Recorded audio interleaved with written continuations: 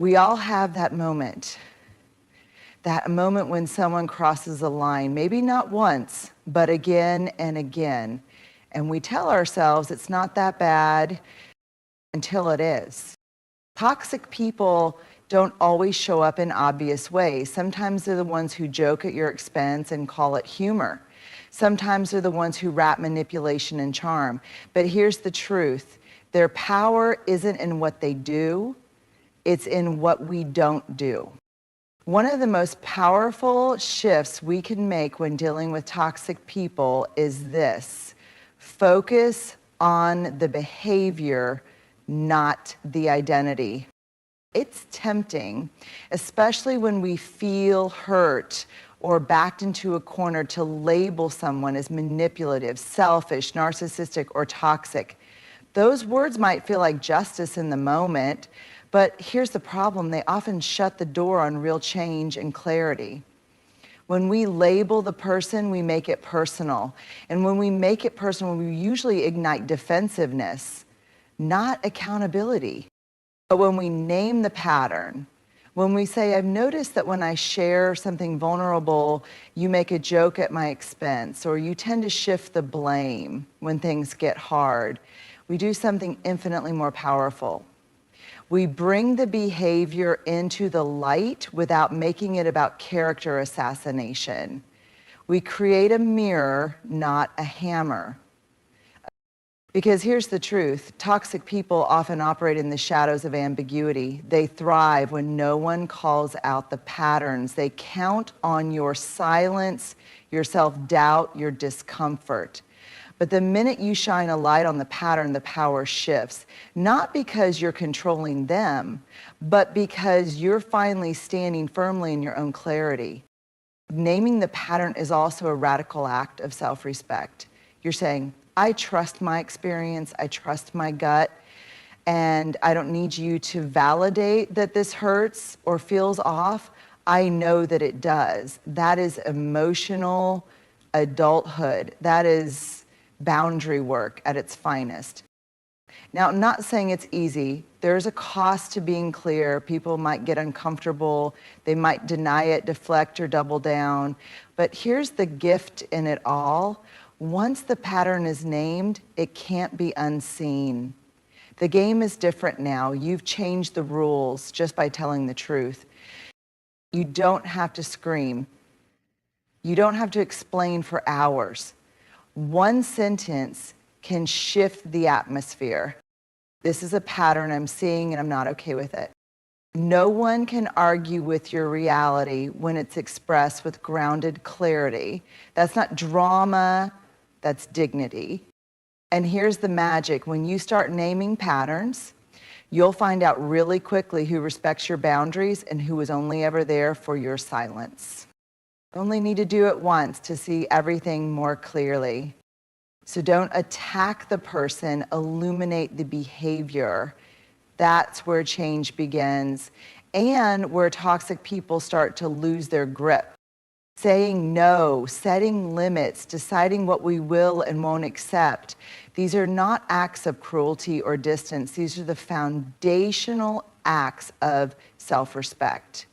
They're the guardrails we place around our emotional health, our time, and our peace. Here's the hard truth: if you don't have boundaries, you are handing out invitations to resentment. Without boundaries, we start saying yes when we mean no. We start absorbing other people's chaos as our own. We let things slide that violate our values, and all of it chips away at our self-worth.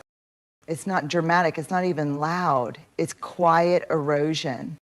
Boundaries are not walls to keep people out. They're the fences that protect what matters inside. Think about it. You don't put a fence around something worthless. You put it around a garden, around a home, around something that you are actively tending to and trying to grow. Boundaries are the same. You set them because you value the space they protect. Now here's where toxic people come in. They test boundaries like toddlers test bedtime. They push, they prod, they use guilt, shame, charm, silence, anything to get you to move the line. And the moment you show that the line is flexible, that's the moment you lose control of the relationship dynamic. But here's the truth that might sting a little. Toxic people don't actually violate your boundaries.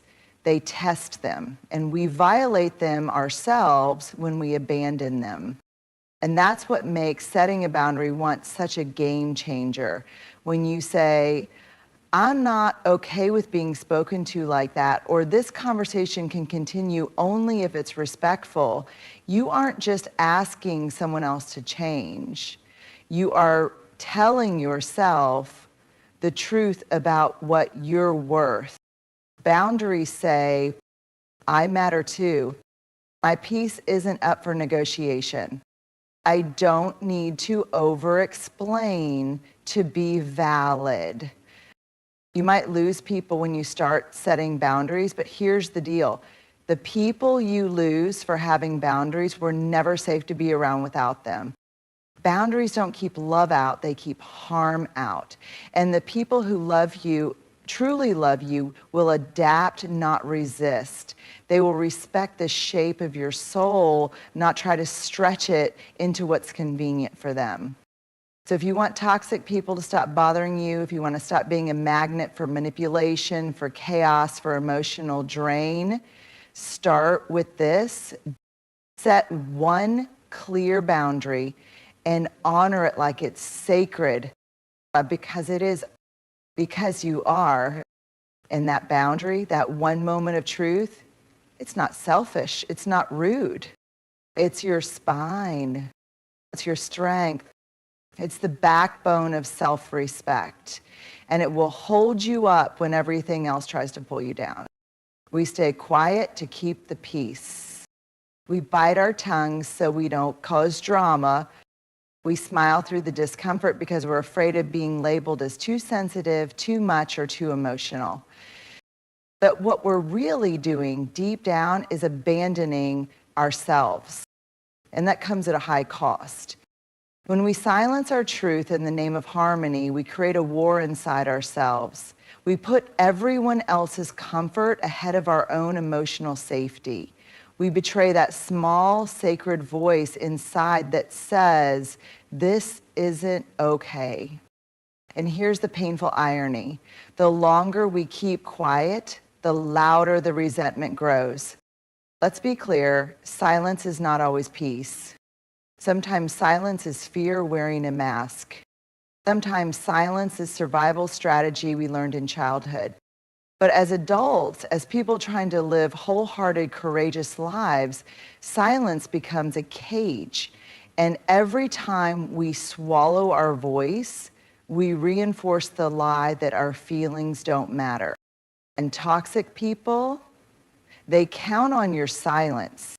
They depend on your hesitation. They weaponize your politeness. Because when you stay quiet, you give them the space to keep crossing the line without consequence. Speaking up doesn't have to mean yelling or blaming. It doesn't have to be perfect or poetic. It can be as simple as saying, I didn't feel okay with what happened. That sit right with me. This isn't working for me anymore. And yes, your voice might shake. That doesn't mean you're weak. It means you're doing something brave. Because reclaiming your voice after silencing it for so long is an act of radical self-love. We don't always speak up because we're afraid of the fallout. What if they leave? What if they get angry? What if it changes everything? But here's the better question. What if nothing changes and you keep abandoning yourself to protect them? What if the real damage isn't what might happen if you speak, but what will happen if you keep shrinking? There is a version of you that is waiting just on the other side of your silence. That version doesn't tolerate emotional manipulation. That version doesn't bend over backwards for approval. That version doesn't carry the weight of other people's discomfort like it's her job. That version tells the truth. Kindly, clearly, courageously. So if you're wondering how to make toxic people stop bothering you, how to get off the emotional roller coaster once and for all, here's one powerful place to begin. Stop silencing yourself just to be liked, needed, or kept, because your voice isn't dangerous. Your honesty isn't offensive. Your truth isn't a threat. It's your freedom. And the first time you use it with clarity, it will hurt, but it will also heal. Silence can feel safe. Your voice is sacred. Use it. If you want to understand why toxic people have such a grip on us, you have to understand shame. Because shame is their favorite tool, and secrecy is their playground. Shame says, you're not enough. Shame says, you deserved it. Shame says, you're overreacting. Shame whispers, don't tell anyone, you'll look weak. Toxic people count on those whispers. They thrive in environments where no one calls out the pain, where everyone pretends, performs, and stays silent, because as long as you stay silent, they stay in control. But here's the radical truth. Shame is like mold. It only grows in the dark. The moment you expose it to light, truth, conversation, connection, it begins to wither. Let me say that again, because it's everything. Shame cannot survive being spoken. When you name your experience out loud, when you say, that felt manipulative, or I was shamed in that moment, or that interaction made me question my worth, you do something extraordinary. You take the power back. You reclaim the narrative. Because what shame needs to survive is secrecy and isolation. But what you're giving it instead is language and connection. And that changes everything. Here's what toxic people fear more than confrontation. They fear being seen clearly. They fear you having the words to describe what they've tried to confuse you about. Because once you name the dynamic, the game is up. Once you say, this isn't love, this is control, or this isn't support, it's manipulation, you force the truth into the room, and that truth has weight. You don't need to shout it. You don't need to make a scene. You just need to speak it clearly and calmly. Because when you speak shame, you shrink it. When you speak the truth, you unmask the behavior. And when you unmask the behavior, you break the pattern. Let's be honest, many of us stay quiet because we've been conditioned to believe that naming harm is dramatic or ungrateful or disrespectful. But the truth is, silence is not maturity. Silence is not grace. Silence is complicity, especially when it keeps us trapped in someone else's dysfunction. Speaking doesn't make you weak, it makes you free. It doesn't mean you're trying to hurt them, it means you've decided to stop hurting yourself. So here's a powerful step that can shift everything. Speak what happened. Speak how it made you feel. Speak the shame that's been lingering in the corners of your mind. Because the moment you say it out loud to a trusted friend, to a therapist, to yourself in the mirror, that toxic person's grip on you starts to loosen. They may try to twist it, they may try to gaslight or guilt you, but once the truth is spoken, you can't unknow it. You can't unsee it, and you won't be as easy to manipulate ever again. Say it once, own it once. And you begin the process of becoming untouchable, not because you're hard, but because you're clear. Toxic people hate clarity. Shame hates the light. And your voice is the flashlight that will lead you out of the dark. Let's get one thing straight. Using your voice doesn't make you aggressive. It makes you clear. So many of us have been conditioned, especially those who identify as kind, empathetic, or emotionally intelligent, to believe that using our voice is somehow mean, abrasive, or too much. We've been told to keep the peace, to let it go, or to just be the bigger person. But here's the reality. Peace that comes at the cost of your truth is not peace. It's quiet suffering. And there's nothing noble about that. Your voice isn't a weapon unless you use it to wound. But when you use it to express, to protect, and to clarify, your voice becomes a boundary, a line in the sand that says, I will no longer trade my emotional safety for someone else's comfort. Toxic people will try to make you feel guilty for speaking up. That's part of the playbook. They'll say, you're overreacting, too sensitive, or trying to start drama. But don't be fooled. What they're really reacting to is your clarity. Because when you stop being confused about what's okay and what's not, their control begins to slip. Using your voice isn't about calling someone out. It's about calling yourself back into alignment, back into dignity, back into your own emotional integrity. It can sound as simple as, that didn't sit right with me. I need some space after that conversation. Please don't speak to me like that again. Notice, that's not a threat. That's not an attack. That's a boundary. Firm, clear, respectful. It's not about volume. It's about intention. You don't have to raise your voice to be heard. You just have to stop shrinking it. There will be people who don't like this version of you. The version that uses her voice. The version that says what she means without apologizing for it. The version that doesn't smooth over other people's rough behavior anymore. Let them go. Because when you stop using silence to keep people close, you start attracting people who respect your words, who welcome your honesty, and who don't confuse your boundaries with betrayal. You don't need to turn your pain into poison. You don't need to shout to prove your point. You just need to trust that your voice is enough to speak, not to punish, but to protect, not to overpower, but to be understood. Not to control, but to connect with the version of yourself who no longer tolerates emotional harm. They're built on repeated interactions, subtle power imbalances, unspoken rules, quiet agreements that are made over time. You say yes when you mean no. You laugh off the hurtful joke. You accept the apology without changed behavior. To stay silent, to avoid being labeled too sensitive. That's the pattern. And over time, that pattern becomes the relationship. Now, here's what's hard to admit. The pattern keeps repeating because in some way it's being allowed. Not because you're weak, not because you're broken, but because you're human, and humans often default to familiar behaviors, especially when they fear conflict or rejection. But here's the powerful truth. The moment you change the pattern, you change the entire power dynamic. You don't have to yell.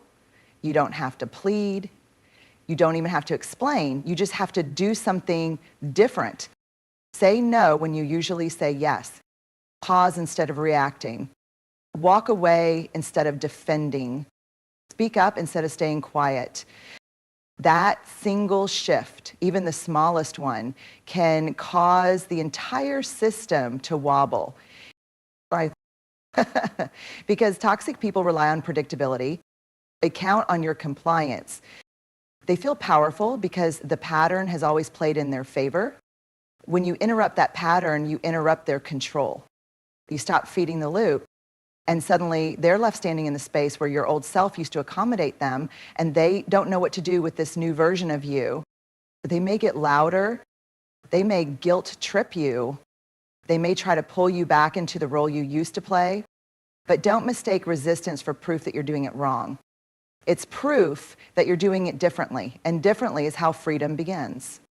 Change doesn't happen through confrontation alone. It happens through consistency. When you make a new choice again and again, the pattern breaks. And when the pattern breaks, the power shifts back to you. You stop being reactive. You stop being available for emotional games. You stop accepting disrespect as a form of love. And here's the most beautiful part. You don't just change the pattern for that one relationship. You change the pattern for your whole life. You raise the standard. You build the muscle of self-trust. You become a person who doesn't entertain toxicity, not because you're angry, but because you're clear. So if you're asking yourself, how do I make toxic people stop bothering me? Start here. Change one pattern, just one. The words you use, the boundary you set, the way you respond, the energy you give. Because when the pattern changes, the old power no longer works. And when the power shifts, so do you, into someone grounded, whole, and untouchable in the ways that truly matter. When you name the pattern, not the person, you shift from blame to clarity. When you set a boundary, you reclaim your self-respect. When you break the silence, you end your own betrayal. When you speak shame out loud, you take away its oxygen. And when you have one brave conversation, you silence 1,000 silent arguments you've been having in your head and heart. You only need to do it once, because that one act of courage draws a line in the sand, and people will either meet you on the side of truth or they'll walk away. Either way, you win. The work isn't about becoming harder, it's about becoming truer. It's not about burning bridges, it's about building boundaries. It's not about proving anything to them, it's about promising something to yourself. I will never abandon my voice, my worth, or my peace again just to make someone else more comfortable. You are allowed to protect your energy. You are allowed to expect respect. You are allowed to walk away. So speak once with clarity, with love, with strength, and let that be the moment that changes everything. Because when you choose truth over tolerance, boundaries over burnout, and courage over comfort, toxic people don't get to decide who you are anymore. You do.